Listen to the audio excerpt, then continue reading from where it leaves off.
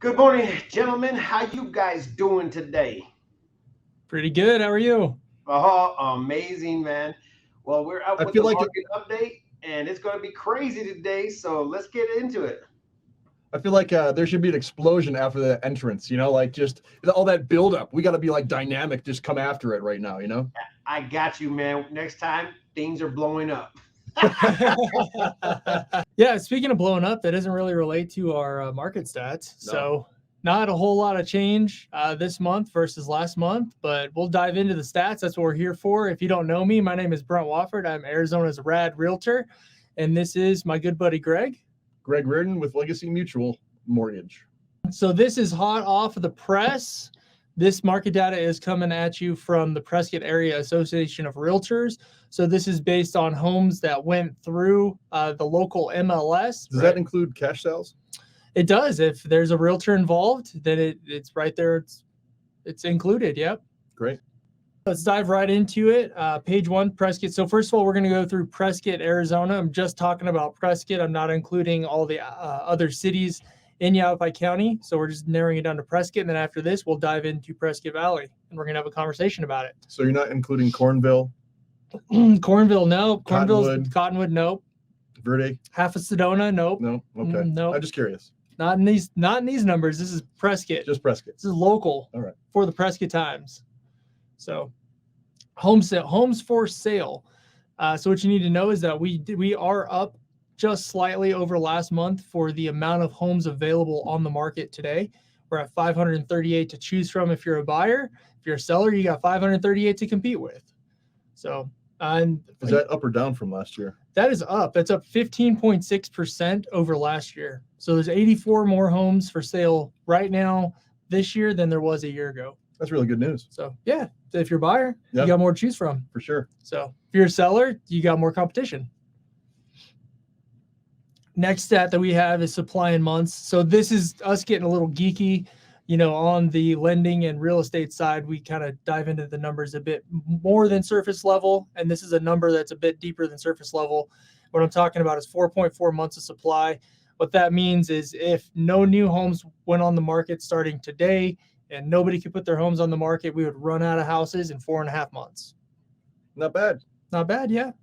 So, and what we like to compare this to is if we were in a balanced market, we'd be at 5, right? 5 to 7 months of inventory is what we consider on this side a quote unquote balanced market.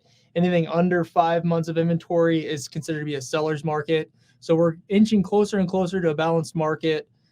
Some price points already feel like a buyer's market or are already in a buyer's market, and other price points are definitely in a seller's market. If you have questions on that, you can drop them in the comments. We can get back to you later because I'm just looking at the market, Prescott market as a whole, and I'm not breaking it down based on $100,000 increments in price. Yeah. Does that make sense? Yeah, and absolutely. The contracts that we're seeing too that are coming in is really nice to see. Is it's more of a balance. Mm-hmm. Sellers and buyers are negotiating. They're working with each other. There may be some multiple offers still here and there, but what we're seeing is a little give and take. Hey, I want $10,000 to buy a rate down, or maybe could you come down a little bit more in price? And there is a little bit more of that nowadays. You want to get into that? Which part? The buying rate down. So, sure. I mean, yeah, we're doing this a little different today. We're going to actually have a conversation around the numbers, versus me just plowing through the numbers real fast and finding some news articles to talk about. Let's talk about rate buy down. So if you're a buyer that's entering the market or you're thinking about entering the market, you're not happy with where interest rates are at right now, there is such thing called a rate buy down. Do you want to talk about that? Sure. There's a few different ways you can do a rate buy down. You could one, do a permanent rate buy down where you ask for a certain dollar amount. Of course, talk to your lender, and that's going to buy the rate down permanently. Let's just say rates are at 8%, and you want to buy it down to 7.5%. Well, there's a cost for that, and so you could ask the seller for that, or you could pay it yourself, depending on how many points it is. Something called a temporary buy down. It's 1-0, 2-1, or 3-2-1, each representing a temporary buy down in rates. So 1-0 would be a 1-year buy down, and it goes back to the regular interest rate. So let's say rates were at 8%, they come down to 7%. It's subsidized by the sellers, of course. The seller is paying for that, and then the following year it goes back to 8%. 2-1, So let's say it started at 8%, you're going 6%, 7%, 8%. Year 1, year 2, and year 3. You can refinance in any time, but it does give some good relief, anywhere between $300 to $1,000 a month in relief in the first year.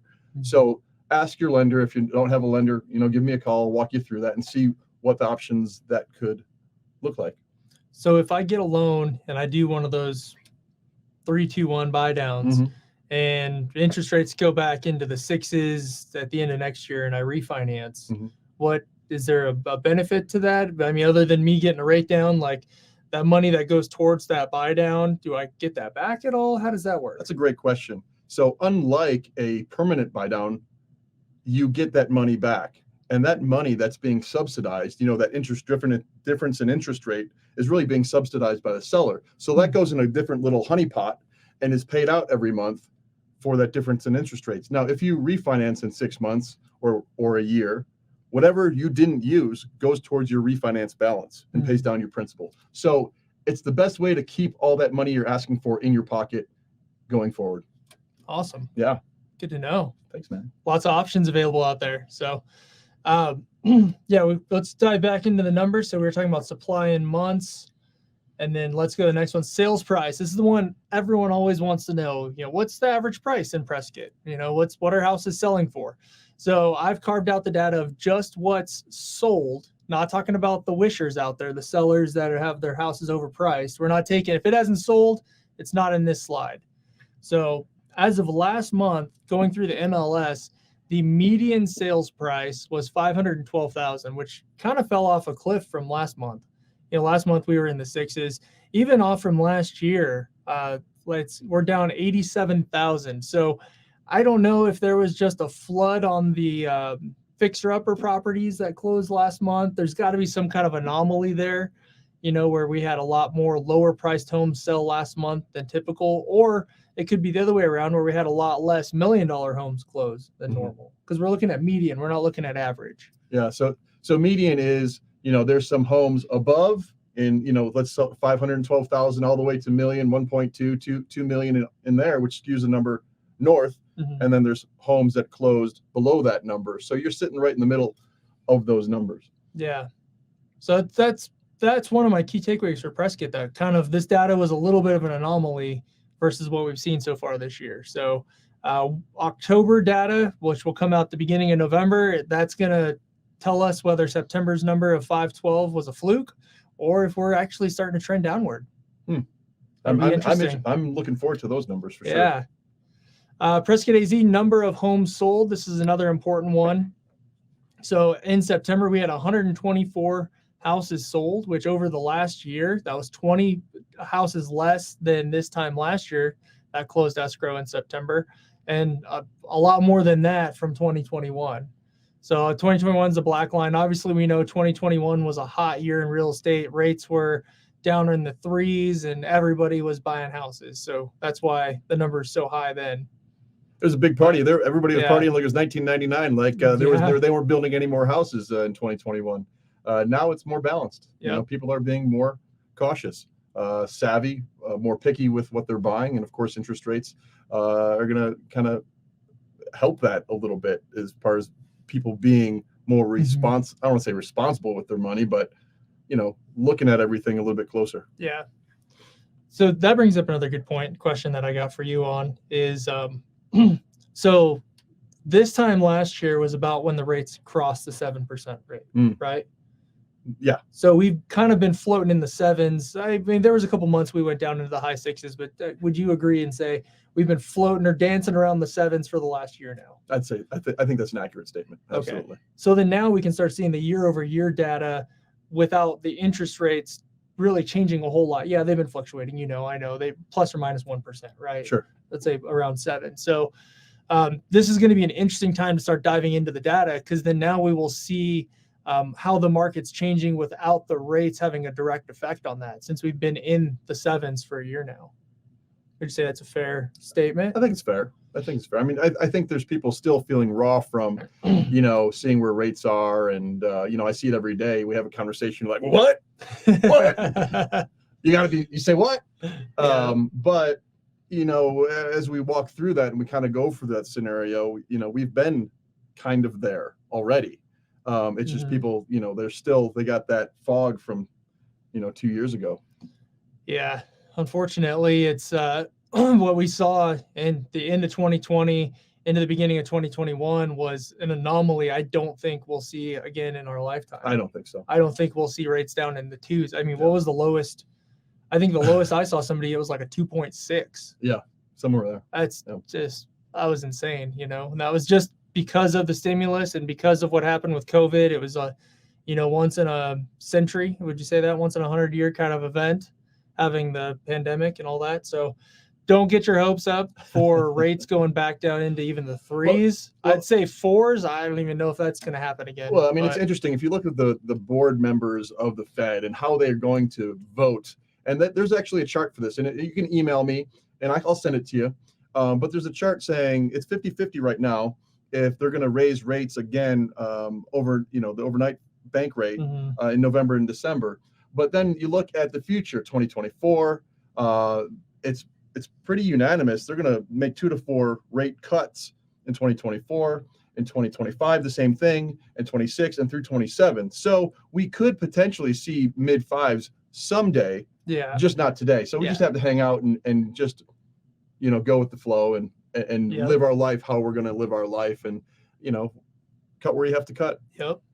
So something else that realtors are always throwing around, and I'm not a big fan of it, is, when you rent, you're paying 100% interest. So, I mean, if you really break it down, it doesn't come out to say that, you're really that far ahead when you're buying versus when you're renting, but you definitely have a lot more control over your future, and your mortgage payment isn't going to go up. If you lock it in at a certain price, you're locked into that payment for 30 years. If you go rent somewhere, when's the landlord going to raise the rent on you? 2 years, 3 years down the road, 4 years down the road, and you have no control over that. And that's and the increase in rent is 6% a year in this area. So if you actually do the math, and you're going to stay longer than 3 years in that home, you're going to make money on your home just based upon locking in your monthly payment and then the appreciation in your home. Let's just say you get 4.5%. You're still going to be ahead of the game in year 3. First 2 years, I'd say no, forget it, just rent. But if you're going to be there longer than 3, 4, 5 years, you're going to make money. Yeah, because you got to set yourself up. Exactly. And what you got to take into consideration is, if you have a mortgage versus a rent, you are paying some towards your principal, but the way loans are amortized, how do you say that word? Amortized. Anyways, the way the loans are set up is in the bank's favor to pay more interest on the first, the payments that go early on versus the payments that go later on. So building equity just in paying your principal is not really going to do you much in the first 5 years. But Greg hit the nail on the head. Having the property values going up every year helps you, and you're also levered. So I mean, you think about it. You're giving, you can take control of a $600,000 asset for how much? 5% down? Which is 3% down. So even less, $18,000. $18,000. You can take control of a $600,000 asset. This is not financial advice. We are not financial advisors. We're just stating facts. This is for educational purposes only. So, anyways, if you want to have a conversation around that, get in touch with either one of us. We can give you some more education and get you in touch with a financial advisor if you need to talk to somebody who is a licensed financial advisor. We have a friend. So we know people. We know a guy. Know a guy named Joe. I think his name's Joe. Shout out to Joe. So let's dive back into the numbers. I keep getting sidetracked, but hey, that was the point of today's show, was to kind of go through the numbers and talk about topics as they come up. Reminder, if you have any questions, drop them in the comments and we'll get to them sooner rather than later. So we talked about homes sold. Let's talk about sold to list price. This is another one that buyers always want to, they always ask me is, how much of a discount can you get me on the house? It's like, well, it depends on the market, right? Well, as of last month, the average price a home sold for versus what it was listed for was 97.2%. So if you do the math backwards on that, that's saying you're going to get, on average, you can get a 2.8% discount on a home right now. And if you put that into financial or dollar sense, that's an average discount of about $14,000. So, this just goes back to what we were talking about earlier, is that people are giving and taking a little bit more. And this number backs that up, saying, hey, yeah, we're going to give you $14,000 based on a $512,000 purchase, roughly. So it's happening. So that's not an excuse to say no to get in when people are actually wanting to sell their house, and people need to live somewhere. We have a shortage. Yep. So days on market. This is another question I always get asked. How long is it going to take my house to sell? Mainly, I have this conversation with the sellers. How long is it going to take you to sell my house? You're going to have it sold in 2 weeks? No, actually, I'm not. Maybe. I don't know. If you price it correctly, or you price it under market value, we could probably reduce the days on market that way. But most sellers don't want to do that. So if you're a seller and you're a potential seller, you're watching this, days on market right now, averaging right around 55 days on market. What that means is from when we go live on the MLS, I got the sold sign in your front yard, I got the key safe on your door, we're letting people in the house. It's taken on average 55 days before you're going under contract. That's really not bad, considering, a loan takes anywhere from 2 weeks to 30 days. So in the first 30 days, you're telling me that you have a buyer potentially, because this is to closed, right? This is like, it's off the market. No, this is day on market. So yeah, from listed to pending. Oh, okay, it's still not bad. 55 days. It was 73 somewhere. Yeah, because the lowest we've seen was actually 19.3 days, which was in, can't see it there, June of 2021. So, but yeah, cumulative days on market. I'm pretty sure. I could be wrong. If I'm wrong, someone correct me. If you're a realtor watching this, I'm wrong, correct me. I think Comment this is listed to under contract. Okay. So, okay. Very cool. Yep. Still not bad. Not bad at all. So less than 2 months. Yep. So that wraps on the Prescott stats. Let's dive into Prescott Valley, because that does look different than Prescott. We all know that. Actually, way different. Yeah. It's a different market over there. It's crazy. So yeah, let's talk about Prescott Valley. Homes for sale right now, 240 houses on market over in Prescott Valley, which was up from last month and up from last year. No, actually, I'm sorry. Down from last year. Down 20%. 63 homes less on the market today than there was a year ago to choose from in Prescott Valley. I'm curious to see if the sales are up in that area. Oh, we'll find out. So let's go supply. So talking about supply in months again, that translates to 2.7 months of inventory. So it's definitely more of a seller's market in Prescott Valley than it is here in Prescott. A lot less time supply. Yeah. So here's the sales price. Median sales price for last month was $462,000 in Prescott Valley. That was up just 0.5% from a year ago. So we're almost break even from where we were last year. Yeah. With median sales price in Prescott Valley. Holding their price, and it's about $60,000 cheaper than Prescott. Yep. Yeah. Another interesting thing with this data is that we can see more in Prescott Valley how it's holding steady. And we were talking about rates kind of, holding steady plus or minus 1% since this time last year. So rates don't seem to really be affecting it. Homes sold. So this answers your question. How many houses actually sold through Realtor last month in Prescott Valley? It was 92. So we are up from last year, 30%, or 21 houses more sold in September last month than they did September last year. We're still down from 2021, which was a record year though. So yeah, it's kind of hard to compare to that, but you've got the facts. This is what it looks like. Well, it seems like that price point is probably just a little bit better for folks. Yeah. $100,000 being, almost $750 a month in payment. So you take 2/3 of that, right? It's you're $600 less or $500 less. Yeah. Than being in Prescott. Per month. So yeah, and that feels like a very familiar conversation that I have with buyers, that want to move to Prescott and find out what the price is for the house or what they can get for the money, right? And then they go over to Prescott Valley, or even go out to Dewey Humboldt into some of the subdivisions and show them what the same money can get them there. a lot of times they opt for, a house that's lesser than their price point and they're in Prescott Valley.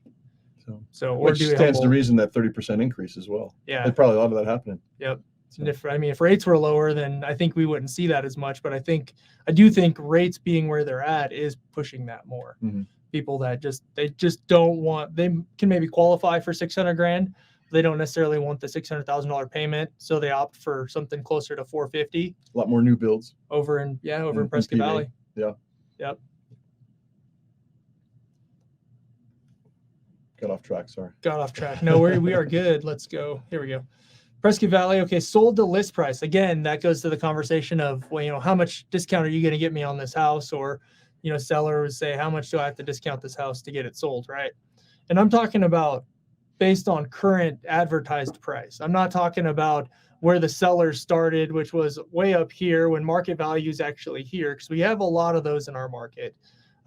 If you are a buyer, make sure you're talking to a realtor, have your realtor run comps on whatever property you are interested in. It's so that way you can verify what the actual market value of that home is. Because there's a lot of wishers out there still that sure. There's a lot of sellers that still think this is 2021 and they're going to get multiple offers and they're going to sell it for, 10% over market value, which just is not the case right now.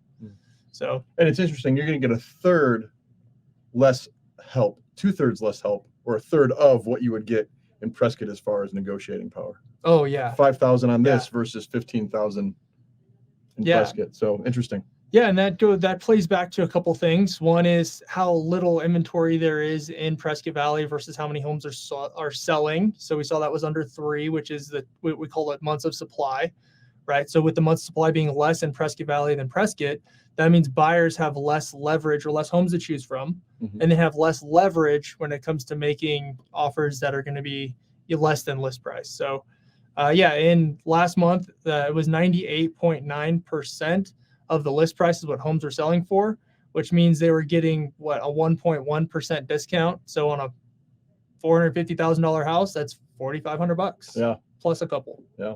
So it's like Burger King, have it your way if you're a seller. Yeah. Out there. Yeah. So Prescott Valley's still in a seller's market. Like I said, we're not seeing as many houses sell, but the ones that are going on market that are priced right, that are move-in ready, they're going quick. And then that goes to going quick right into days on market. So 36.9 days on market in Prescott Valley versus what we were at 50 something. 55. 55 in Prescott. 30% faster. Yep. All right, I'll take it. Yep. So, and compared to last year, it's only 4 days more on market than it was on last year, which was at 33 days on market. That's incredible. So yeah, really. Prescott Valley's still a hot market. No matter what people are saying or thinking out there. I mean, like I said, if your house is, I'm gonna drive this home, if your house is move-in ready and you're priced correctly, you will sell your house. And if you're in the at or below the average price point in Prescott Valley, you might sell it with multiple offers. Good points. Yep. So anyways, that's a wrap on our market stats for this month. Any key takeaways on that for you? Well, I think really, you see the differences in Prescott and Prescott Valley. It's really outstanding.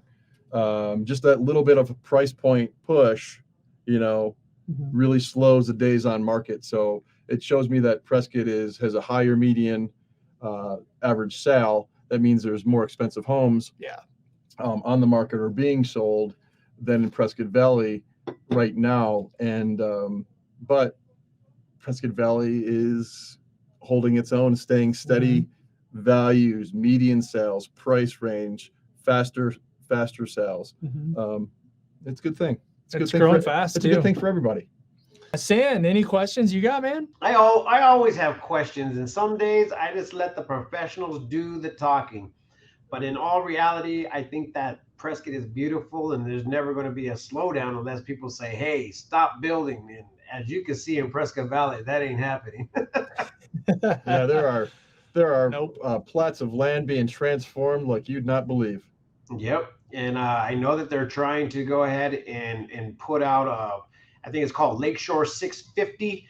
They're trying to do 650 acres and put 2,000 homes in that location. And so they're doing some things that will be obtainable housing for some of the firefighters, teachers, the industries that, we probably need a little bit of just in case we get sick or we need education, cater to those people a little bit. But I see it happening. I just don't know what it's going to do for anybody that's, wanting to move here in Prescott, Arizona, or even people that are wanting to buy out of the rental market. So I think that this education is very good. And if you guys are out there and you guys want to go ahead and learn more about how to get out of that rental lifestyle, I mean, these are the two gentlemen that you guys will really, really need to go ahead and get in touch with, because technically, if you don't know, you'll never know. Yep. And that's facts. Yep. Oh, look at that. We got some good feedback. Great information. Thank you. Thanks, Gloria. Yeah, thanks, Gloria. I do appreciate it. And gentlemen, I mean, like literally this happens every month. And I tell you what, this market update is obviously in the date of 10/3/23. So if you guys want to tune in for next month, this is going to be an opportunity of a lifetime to educate on top of your education that you have. Yeah, and we do it the first Tuesday of every month. We hop on just trying to bring you the freshest stats from the month prior so you can stay on top of the market and know whether it's a good time for you to buy or sell. Well, if you guys want to know more about what's happening with these awesome dudes, I've been scrolling their information on the bottom. So if you guys want to go ahead and rewatch the video and then get their contact information, please do so. But if you want to find them on any kind of social media, AZ Rad Realtor, at AZ Rad Realtor, and at the _lending_squatch, the lending squatch. I love it, man. That's great stuff. So with that being said, what do? Tell everybody bye, peace until next time, or what? Yep, that's it. Until next month. All right, guys. Well, I appreciate you. Thank you guys for showing up, and thank you guys for watching. Please reach out to them if you have any questions. They're open book. And if you guys need a tour of this beautiful location, please reach out to my buddy, AZ Rad Realtor, Brent Wofford. See you guys later. Bye. Bye.